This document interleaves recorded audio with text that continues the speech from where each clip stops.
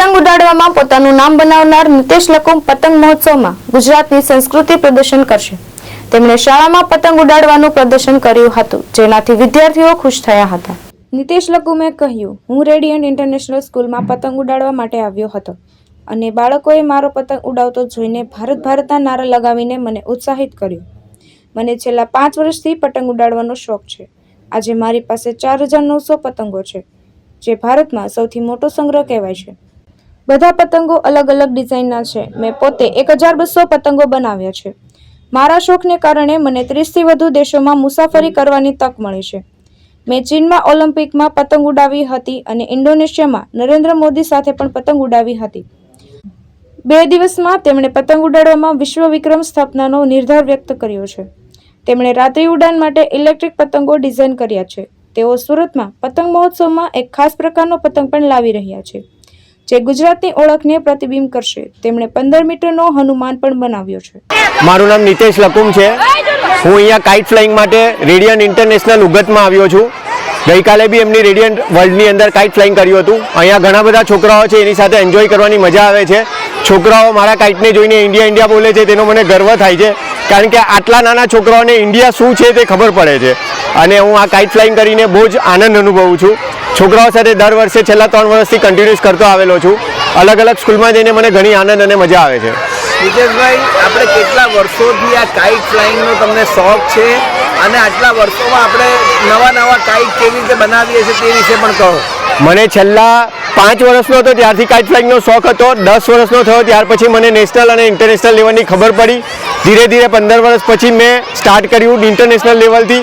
આજે મારી પાસે 4980 કાઇટ છે, જે સૌથી હાઈએસ્ટ કલેક્શન ઓફ ઇન્ડિયા ગણાય છે।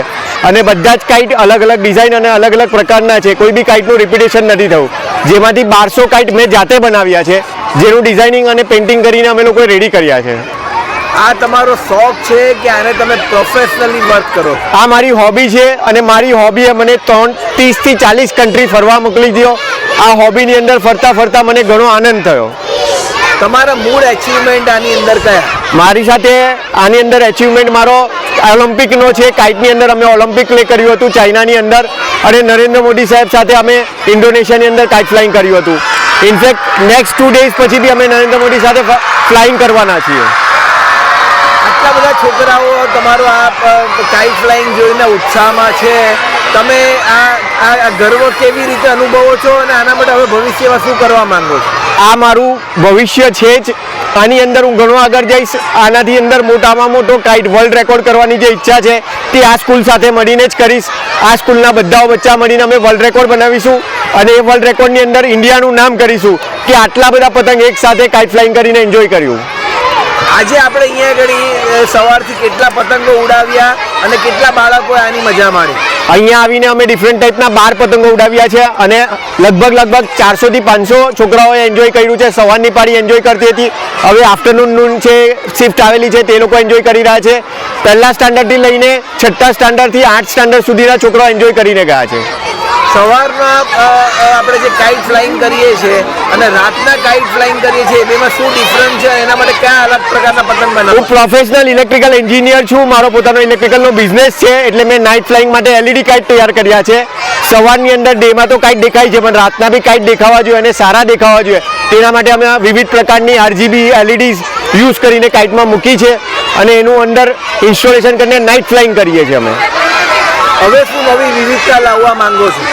કાઇટની અંદર અમે ઘણી બધી વિવિધતા અત્યાર સુધીમાં લાવી ચૂક્યા છે। રિમોટ કંટ્રોલ કાઇટ્સ બી આવી ગયા છે, ઇલેક્ટ્રોનિક્સ કાઇટ બી આવી ગયા છે। હવે અમે જે કાઇટ્સ લાવી રહ્યા છે તેની અંદર એવું લાવી રહ્યા છે કે ડે અને નાઇટ કોમન કાઇટ ફ્લાઇંગ થઈ જાય। જ્યારે ડેમાં ઉડતો હોય અને અચાનક ઇવનિંગ થઈ જાય ને અમારે નાઇટ ફ્લાઇંગ કરવું હોય તો રિમોટ કંટ્રોલ સિસ્ટમથી અમે નાઇટ કાઇટ ફ્લાઇંગ કરી શકીએ। સુરત શહેરના લોકોને શું મેસેજ આપવા માંગો છો? આવતીકાલે જ્યારે સુરત શહેરમાં પણ કોર્પોરેશન દ્વારા કાઇટ ફેસ્ટિવલ થવાનો છે, એમાં આપનો શું રોલ છે?